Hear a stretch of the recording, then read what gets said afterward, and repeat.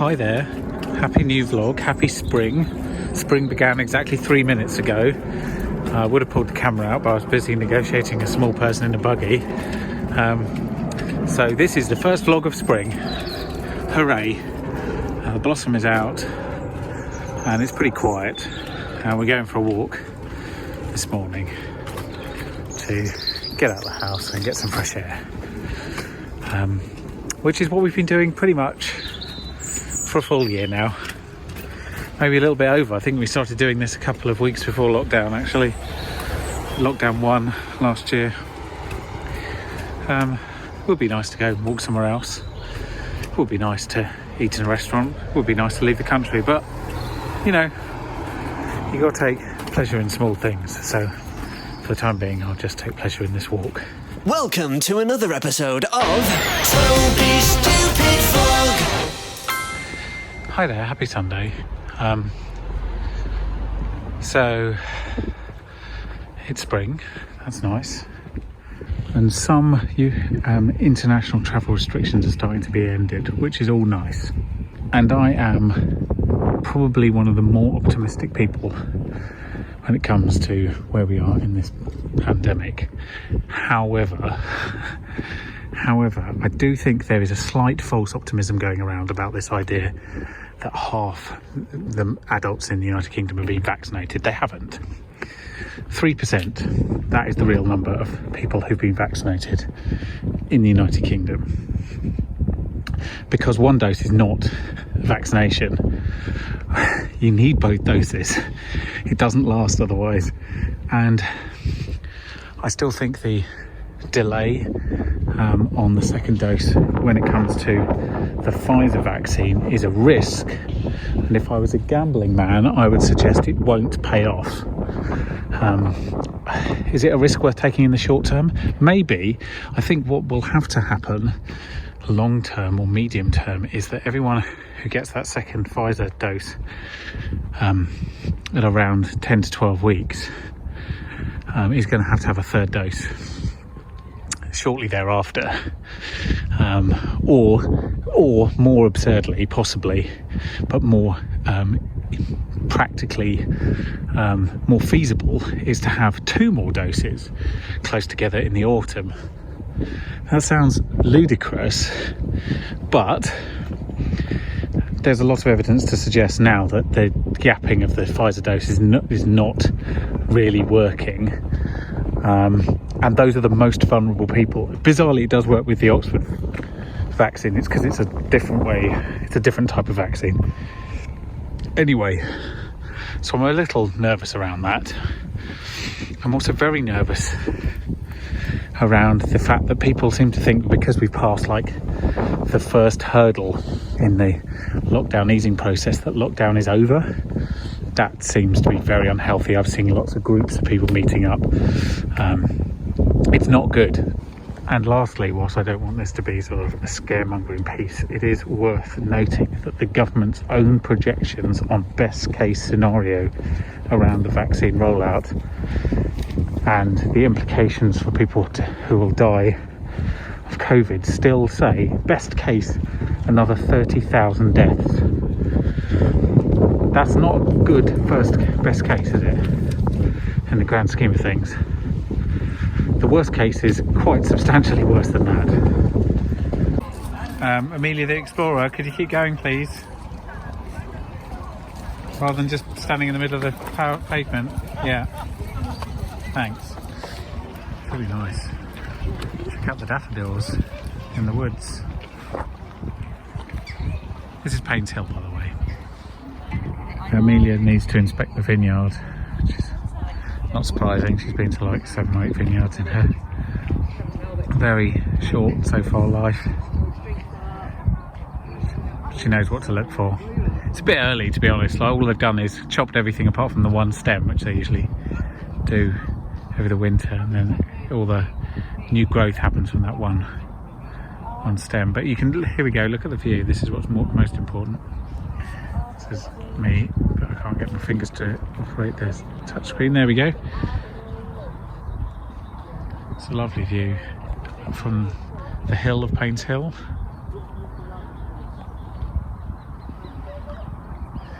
down to the fake ruins. And then up here you've got a whole space, which I didn't know was here, but not currently allowed on.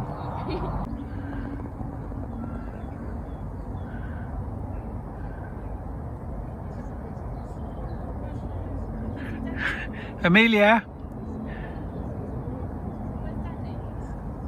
She's been inspecting the vines, but she's very diligent and she wants to go and do it again.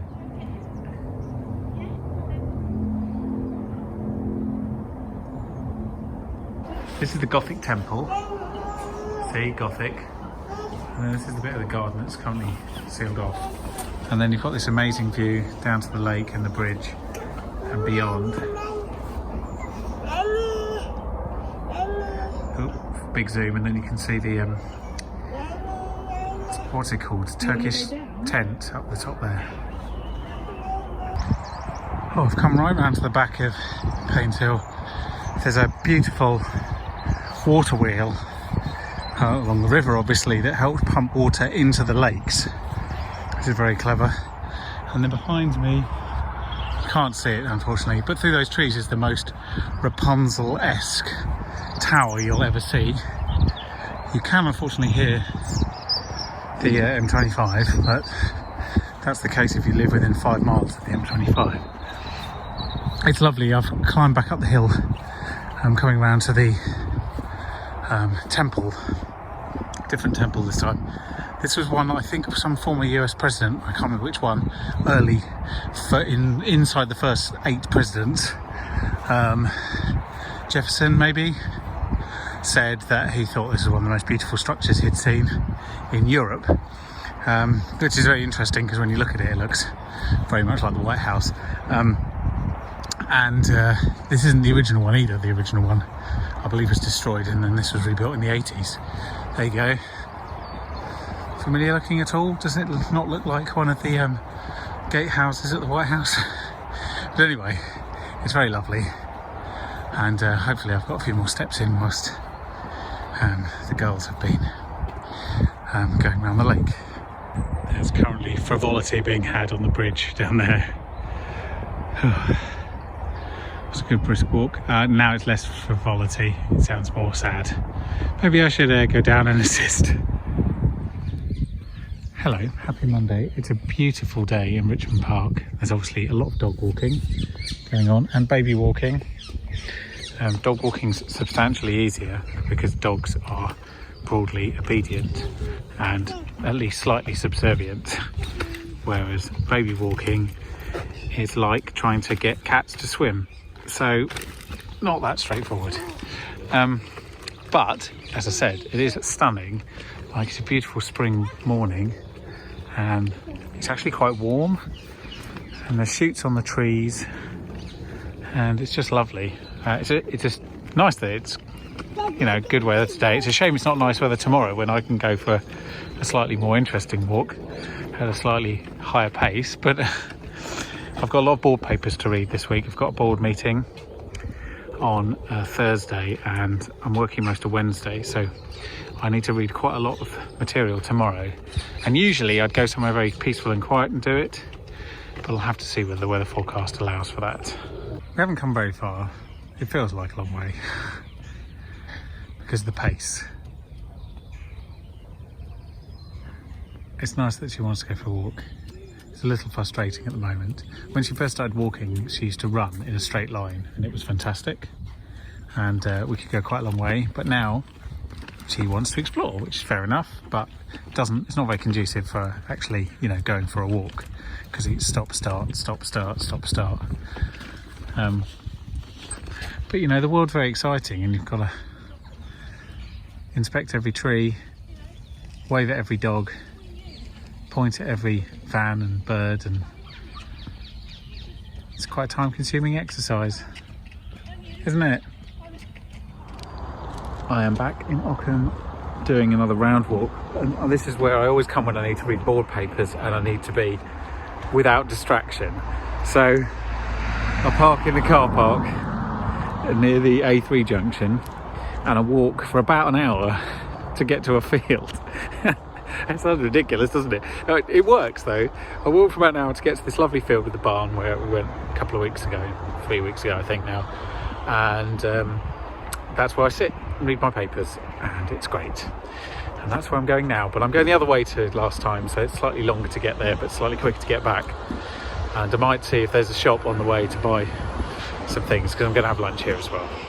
Over the winter there's track, which is literally just a track to get to a couple of properties down here, one of which I think has had building works, has been completely and utterly destroyed by heavy vehicles. I don't really know what they're going to do because they're going to need to do something and put it back, because it is currently like an off-road track there, and here it's just turned into a lake. It feels like there needs to be a plan, because otherwise you've essentially made this entirely inaccessible.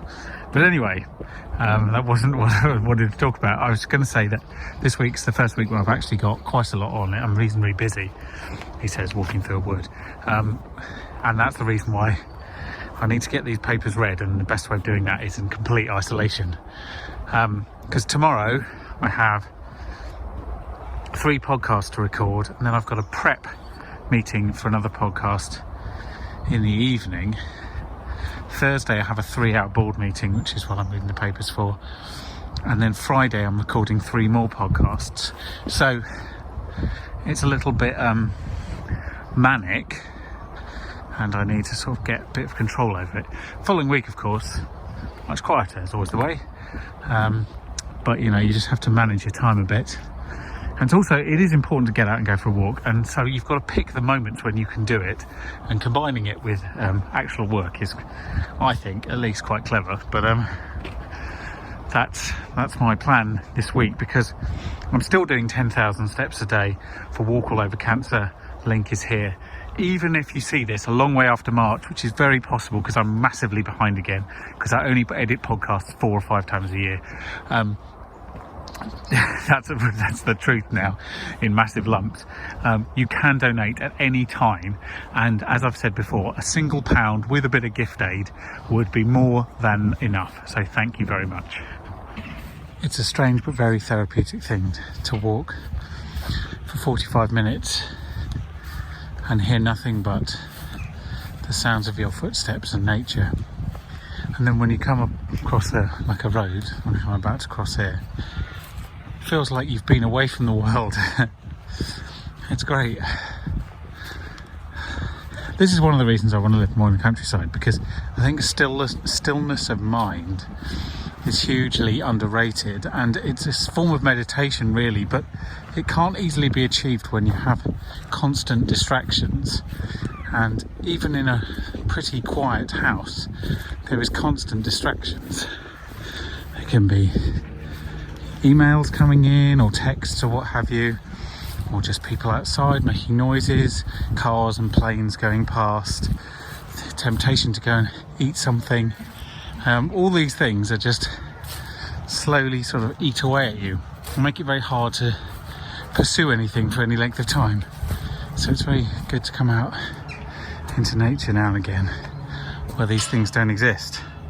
And if you need your phone to navigate, as it appears I do, despite having done this walk in the other direction only a couple of weeks ago, just download the maps and then put it into airplane mode. And it's great. I know it seems strange to interrupt my quiet, peaceful walk in solitude with thoughts of work, but I thought it's an interesting point just for my own reference in the future of like what I've got to do to go to work in a hotel tomorrow. So using a hotel foyer to record a couple of podcasts, that's indoors. It is allowed for work with conditions, and then there are other things on top of that. So there's obviously things you have to do, good common sense, wearing masks, etc., but also the things you should do. So I will be getting a rapid flow test tomorrow morning, just to give me some assurance that I can carry on working in a public place. Obviously I'll be taking antiseptic wipes for all of the equipment that we will be using, and hand gel what have you, and B, we'll try to sit everyone as far away from each other as is practically possible. 2 metres is a good place to begin, but actually you probably want it a little further than that when you're talking to one another, and especially as you've got headphones and a microphone anyway, so you don't actually need to be right next to each other to have the conversation. So these are all the additional things that have to be thought about working during COVID.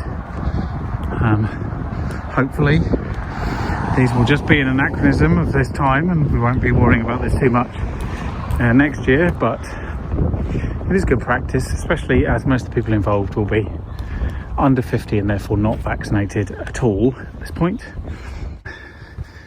Been into East Horsley to go to the bakery and buy a cake and another drink, and so now I'm back on track, wading through rhododendrons to get to my field and my barn. It's not really a barn, it's more of a roof over a haystack, and then I can have a rest for a start, have some lunch, read some papers, listen to nature, make the most of my afternoon. I'm on the home straight in so much as this path goes all the way. It's essentially it's a hedgerow or a field divider that's now rather big. There's a path that runs all the way down past about 3 fields, and then at the end here's lunch, let's put it that way. I hoped I'd be there about 1. It's going to be very close, so that's pretty good. It's been quite a brisk walk, if I'm honest, and I've easily done 10,000 steps this morning.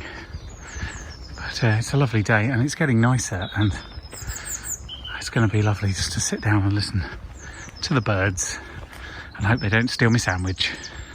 It's nice to get a bit of good news these days. So I've just been told that my uncle's house in Stockport has finally sold, which is great. You may remember he passed away about the same time Amelia was born, in fact about a week after she was born, and it's been an interesting process trying to get his affairs in order because he didn't have a will. Usually when people ask me if you could give one piece of advice, what would it be, and I say clean your damn camera lens,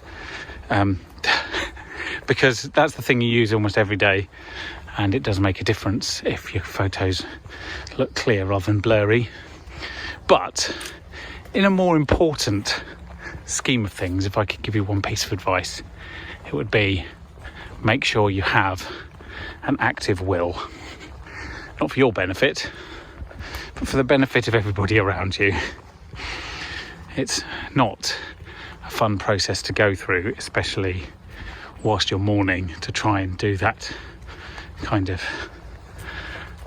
ridiculously large administrative task. So make sure you've written a will. There we go. We're here.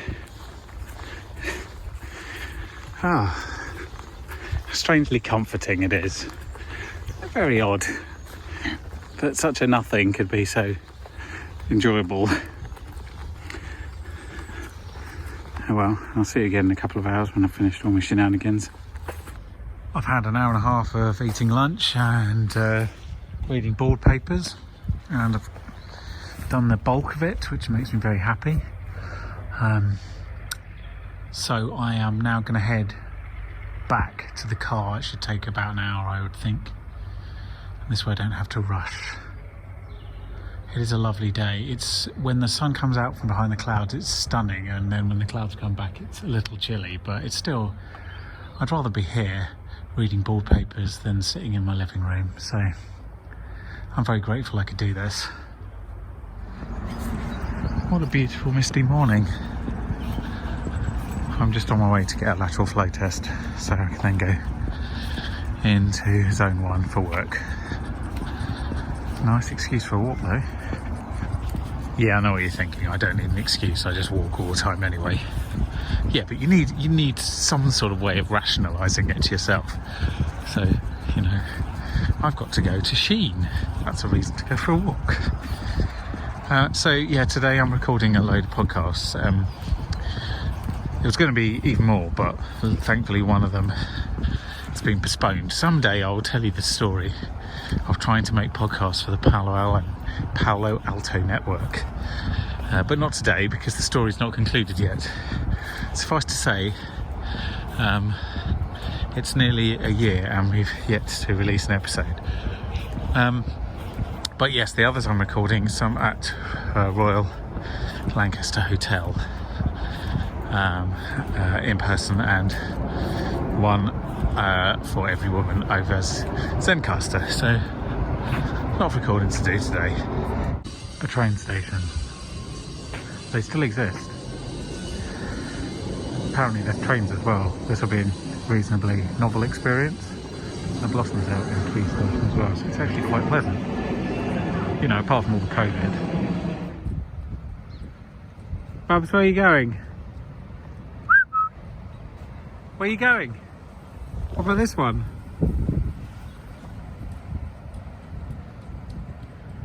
Oh, you're right. Okay.